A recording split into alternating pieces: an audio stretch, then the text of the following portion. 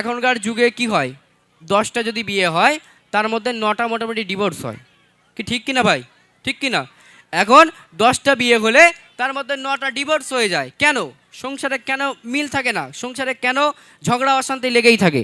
তো সেই সমস্ত সম্পর্কে আমাদের ঘরে আজকে সংসার আমরা কেমনভাবে করছি, আর আল্লাহ রসুল সাল্লাল্লাহু আলাইহি ওয়াসাল্লাম এবং আম্মা খাদিজা রাদিয়াল্লাহু তাআলা আনহু তানারা কেমনভাবে সাংসারিক জীবনযাপন দুনিয়ার মধ্যে করে গেছেন, আজকে যদি আমরা তাদেরকে অনুসরণ করে আমাদের দুনিয়াবী জীবন আমরা কাটাই, তাহলে আর এই সমস্ত ঘটনাগুলো যেগুলো আমাদের সমাজে আজকাল ঘটছে এইগুলো আর ঘটতো না। কিন্তু আমরা তো আর সেগুলো অনুসরণ করি না, আমরা তো আমাদের মতন চালিয়ে যাচ্ছি, তাই না?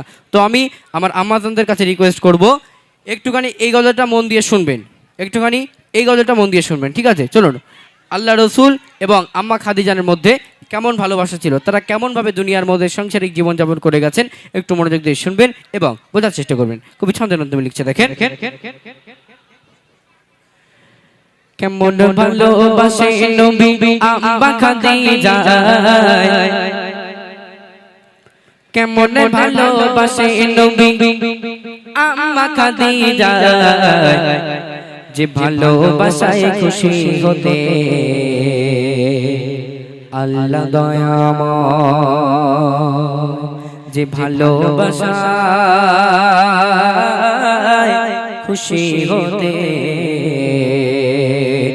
আল্লাহ দয়াময়। কেমন ভালোবাসে নবী আম্মা খাদিজা, কেমন ভালোবাসে নবী আম্মা খাদিজা, যে ভালোবাসায় খুশি হতে আল্লাহ দয়াময়, যে ভালোবাসায় খুশি হতে আল্লাহ দয়াময়। একটাবার ভাবুন, আল্লাহ রসুল এবং আম্মাজান খাদিজার মধ্যে এমন ভালোবাসা ছিল, তাদের সাংসারিক জীবনযাপন করা দেখে মহান আল্লাহ পাক রব্বুল আলামিন পর্যন্ত খুশি হয়ে যেতেন, তাই না? তো একটা সময় হঠাৎ করে আম্মাজান খাদিজা নবীজি সাল্লাল্লাহু আলাইহি ওয়াসাল্লামের কাছে এসে বলছে, ইয়া রাসূলুল্লাহ, ইয়া হাবিবাল্লাহ, আমি খাদিজা আপনাকে আমি বিবাহ করতে চাই। তখন নবীজি সাল্লাল্লাহু আলাইহি ওয়াসাল্লাম বলছেন, হে খাদিজা, তুমি কোথায় আর আমি কোথায়? ও খাদিজা, তুমি কোথায় আর আমি কোথায়? তুমি কত বড় লোক বাড়ির মেয়ে, কত উচ্চপদস্থ বাড়ির মেয়ে, আর আমি মুহাম্মদ, আমার তো একবেলা খাওয়া হয়, তো 2 বেলা খাওয়া হয় না। ও খাদিজা, তুমি কোথায় আর আমি কোথায়? তখন আম্মাজান খাদিজা বলছেন, ইয়া রাসূলুল্লাহ, ইয়া হাবিবাল্লাহ, রতনকে একমাত্র রতনই চেনে, তাই না? কি ঘটনা ঘটছে একটু মন দিয়ে শুনবেন।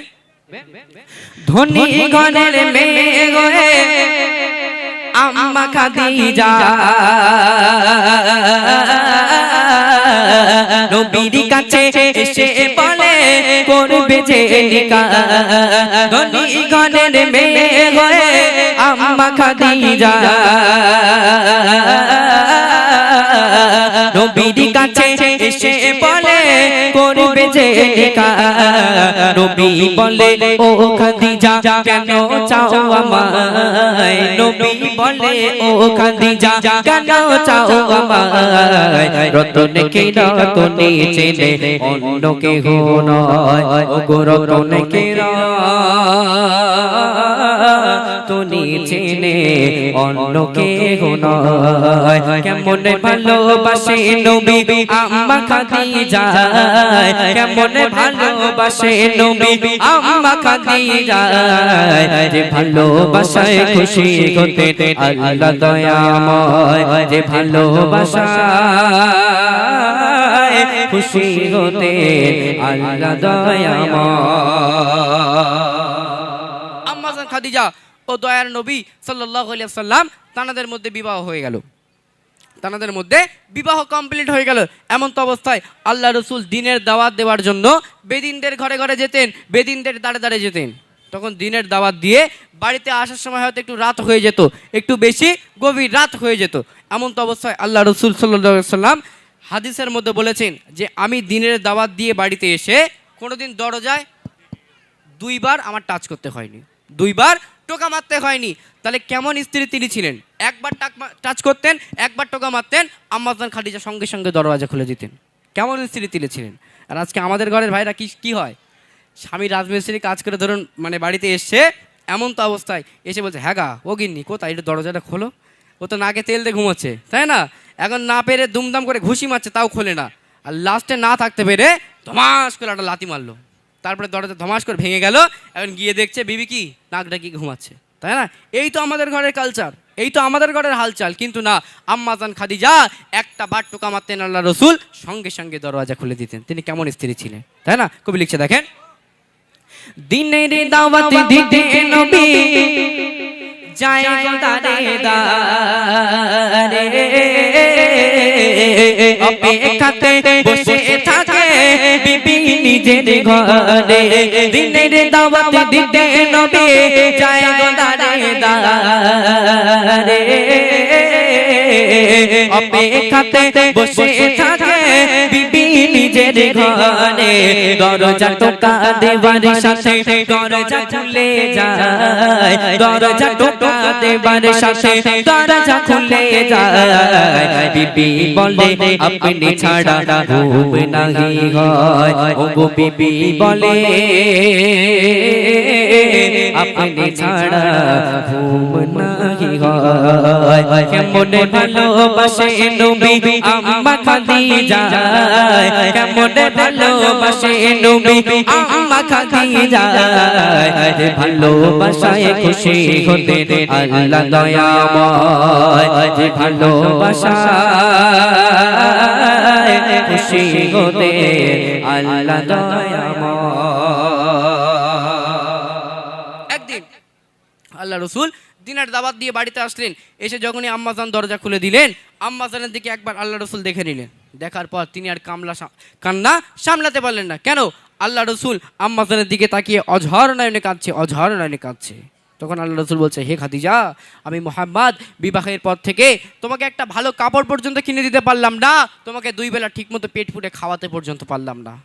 কারণ আল্লাহ রসুল কাঁদছে তার একটাই কারণ, তার কারণ হচ্ছে আম্মাজান পরনে যে পোশাকটি পরে আছে, যে কাপড়টা পরে আছে, সেই কাপড়টা এমনভাবে ছিঁড়ে গেছে যে সেটা একটু তাবলি দিয়ে পড়বে সেই অবস্থা আর সেই কাপড়ের ভিতরে নেই। তাহলে ভাবুন কি করুন অবস্থা। তখন আম্মাজান বলছে, ইয়া রাসূলুল্লাহ, ইয়া হাবিবাল্লাহ, বিয়ের পর থেকে এই পর্যন্ত আপনার কাছে তো আমি কোনো কিছু আবদার করিনি, আপনার কাছে আমি তো কোনো কিছু চাইনি, তবে আজকে আমি খাদিজা আপনার কাছে 3টি আবদার করব, 3টি জিনিস আপনার থেকে আমি চাইবো। তখন আল্লাহ রসুল বলছে, হে খাদিজা বলো তুমি কি চাও, তুমি আমাকে বলো। তখন আম্মাজান খাদিজা বলছেন, ইয়া রাসূলুল্লাহ, ইয়া হাবিবাল্লাহ, আমি যখন ইন্তেকাল করব, আমার মরণের যে গায়ের যে কাফনের কাপড়টা দেওয়া হবে, সেই কাফনের কাপড় কোনো সাধারণ দোকানের কাপড় হলে চলবে না। তাহলে কি হতে হবে? সেই কাফনের কাপড় হতে হবে আপনার গায়ের জুব্বা মুবারক। এটা হচ্ছে প্রথম শর্ত, সবাই একটু মনে রাখবেন, এটা হচ্ছে প্রথম শর্ত। দ্বিতীয় শর্ত হচ্ছে, আমার লাশখানা যখনই কবরের মধ্যে শোয়ানো হবে, তার আগে আপনি আমার কবরের মধ্যে নামবেন, নেমে আপনার পা মুবারকখানা দিয়ে একটু কবরের চারিপাশে ঘুরবেন, তারপর পরে আমার লাশখানা নিয়ে শোয়ানো হবে। এটা হচ্ছে দ্বিতীয় শর্ত। তৃতীয় শর্ত কি? আম্মাজান বলছে, যখন মাটি দিয়ে একটু একটু করে মাটি দিয়ে সবাই চলে যাবে আমার কবর ছেড়ে, আপনি কিন্তু আমার কবর ছেড়ে যেতে পারবেন না। ঠিক আছে? আপনি আমার কবর ছেড়ে যেতে পারবেন না যতক্ষণ পর্যন্ত মুনকার নেকির ফারিস্তারা আমার কবরের ভিতরে এসে আমার সওয়াল জবাব করছে, ততক্ষণ পর্যন্ত আপনি যাবেন না। এই 3টি শর্ত আম্মাজান রাসূল সাল্লাল্লাহু আলাইহি ওয়াসাল্লামকে দিল। কবি ছন্দের মাধ্যমে লিখছে দেখেন, বিবি বলে ও স্বামী মরণেরই পরে কবরে শোয়াবে না জোবা কাফন করে। বিবি বলে ও স্বামী মরণেরই পরে কবরে শোয়াবে না জোবা কাফন করে। কবরের চারিপাশে ঘুরবে ঘেটে কবর যেন নাহি পারে আমায় পিছে দিতে, থাকবে বসে ফারিস্তাদের সওয়ালের সময়, থাকবে বসে ফারিস্তাদের সওয়ালের সময়। কবরের ওই কঠিন আযাব বড়ই ভয়ের হয়, ও কবরের ওই কঠিন আযাব বড়ই ভয়ের হয়। কেমন ভালোবাসে নবী আম্মা খাদিজা, কেমন ভালোবাসে নবী আম্মা খাদিজা। যে ভালোবাসায় খুশি হতে আল্লাহ দয়াময়, যে ভালোবাসায় খুশি হতে আল্লাহ দয়াময়। আম্মাজান খাদিজা ইন্তেকাল করলেন। আম্মাজান খাদিজা ইন্তেকাল করলো, তারপর পরই তার প্রথম নাম্বার শর্ত ছিল যে আমার গায়ের যে কাফনের কাপড়টা হবে সেই কাফনের কাপড়টা যেন কোনো দোকানের সাধারণ কাপড় না হয়। সেই মোতাবেক আল্লাহ রসুলের গায়ের জুব্বা মুবারকখানা নিয়ে আম্মাজানের কাপড়ের কাপড় তৈরি করা হলো। এবং কবরের লাশ সমানোর আগে নবীজি সাল্লাল্লাহু আলাইহি ওয়াসাল্লাম নিজে কবরের মধ্যে নামলেন, নেমে কবরের চারি সাইডটা একটু ঘুরলেন, তার পা মোবারকে ছোঁয়াটা দিল, তারপর পরে আম্মাজানের লাশখানা নিয়ে কবরের মধ্যে রাখা হলো। এই সময় একটা অলৌকিক ঘটনা ঘটছে। কি ঘটনা? যখনই আমরা সাধারণত কি করি ভাই, লাশের মুখ কোন দিকে দিই? লাশের মুখ আমরা কোন দিকে দিই? কেবলামুখী। আমরা লাশের মুখ কেবলামুখী দিয়ে রাখি। এখন যখনই আম্মাজানের মুখখানে নিয়ে কেবলামুখী ঘুরিয়ে দিচ্ছে, আপনি মুখখানে কেবলামুখী থেকে ঘুরে আসমানের দিকে হয়ে যায়। সবাই তো হতভম্ব হয়ে গেল, ব্যাপার কি, এমন কেন হয়? আবার একবার ট্রাই করেছে, যখনই কেবলামুখী ঘোরায় আপনি আসমানের দিকে হয়ে যায়। সবাই তো অবাক, এমন কেন হয়? আর একবার লাস্ট ট্রাই করেছে, যখনই মুখখানা নিয়ে ঘোরায় আবার আসমানের দিকে হয়ে যায়। সবাই নবীজি সহ এবার সবাই অবাক, সবাই হতভম্ব হয়ে গেলে এমন কেন হয়? তখন আল্লাহ পাক রব্বুল আলামিন জিবরাইল মারফত নবীজি সাল্লাল্লাহু আলাইহি ওয়াসাল্লামকে বলছে, ইয়া রাসূলুল্লাহ, ইয়া হাবিবাল্লাহ, এ আমার বন্ধু, এ আমার পয়গাম্বার, তুমি চিন্তা করো না, তুমি টেনশন করো না, আমি মহান রব্বুল আলামিন, আমি খাদিজাকে বড্ড ভালোবাসি, আমি খাদিজাকে দেখবো বলে খাদিজার মুখখানা নিয়ে আসমানের দিকে করে দিচ্ছি। একটা বার জোরে হয় না সুবহানাল্লাহ? এই আওয়াজ, এ ও শুয়ে পড়েছে কেন? বালিশ দেবো? ওঠ, শুতেইছি এখানে, জোরে সোরে বলো না সুবহানাল্লাহ। তাহলে শেষ কথায় কবি কি লিখছে একটু মনোযোগ দিয়ে শুনবেন। যত সময় খাদিজাকে কেবলাতে মুখ করে, তত বাড়ি আসমানে নই দিকে যাই যে ঘুরে। যত সময় খাদিজাকে কেবলাতে মুখ করে, তত বাড়ি আসমানে নই দিকে যাই যে ঘুরে। আল্লাহ বলে, ও গো নবী, চিন্তার কিছু নাই। আল্লাহ বলে, ও গো নবী, চিন্তার কিছু নাই। খাদিজাকে দেখব বলে আমি সর্বদা, ও গো খাদিজাকে দেখব বলে আমি সর্বদা। কেমন ভালোবাসে নবী আম্মা খাদিজা, কেমন ভালোবাসে নবী আম্মা খাদিজা, যে ভালোবাসায় খুশি হতে আল্লাহ দয়াময়, যে ভালোবাসায় খুশি হতে আল্লাহ দয়াময়, যে ভালোবাসায় খুশি হতে আল্লাহ দয়াময়।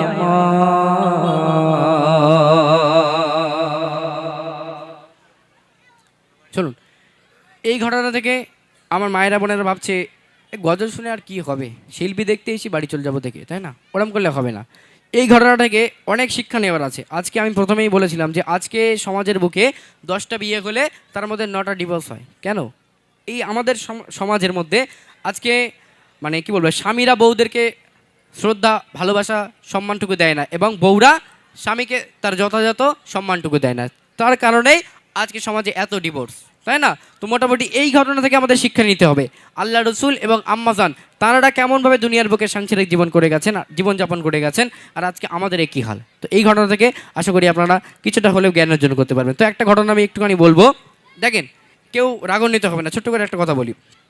আচ্ছা, মরাবাড়ি বলো আর বা কোনো অনুষ্ঠান বলো ভাই, মেয়েরা বেশি হয় না ছেলেরা বেশি হয়? হ্যাঁ, মেয়েরা বেশি হয় তো নাকি?